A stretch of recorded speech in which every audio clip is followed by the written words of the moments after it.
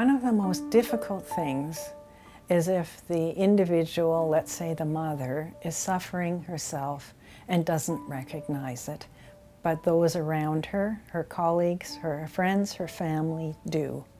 It's very difficult to watch patiently while a mother and infant's relationship is unraveling, while an infant's development is slowly going downhill rather than staying on its normal curve. When a partner sees the mom can't deal with the baby, safety is first. As with any circumstance, the infant and the mother need to be kept safe. The partner needs to step in and to do what needs doing. And whether that is mothering the infant and asking for help, mothering the partner and asking for help, or whether they can engage other family members, friends, relatives to come to help them out.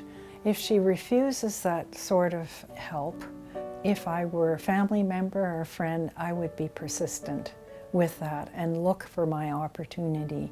So for example, if the mother says everything's fine, but then complains about the baby not feeding properly or not sleeping, I would use those indicators of things not being well for the baby to point out to the mother that she needs some assistance.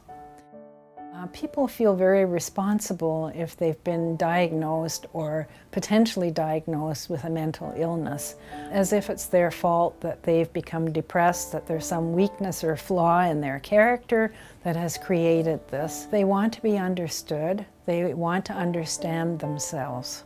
And offering of help, asking questions, is a far gentler, more supportive means of helping a person to open up and regard what's going on with them, rather than coming in with a criticism, which makes all of us anxious and stops the thinking process and the reflective process which we need to assess what's going on with ourselves in those times.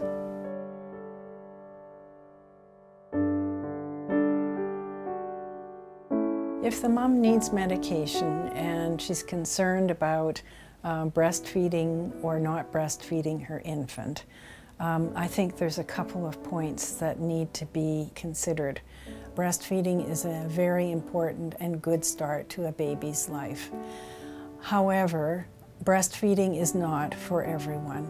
Some women, for their own reasons, feel very uncomfortable with this, and those healthcare professionals that help and encourage women when their baby is first born need to be sensitive to the mother's needs as well as the infant's. We can't be forcing or over-encouraging breastfeeding on those mothers that are reluctant, because we end up making them feel guilty for not doing a job they think society thinks they should be doing, or making them do a job that they don't really want to do, and so it develops some tension and difficulties in the relationship between the mother and baby.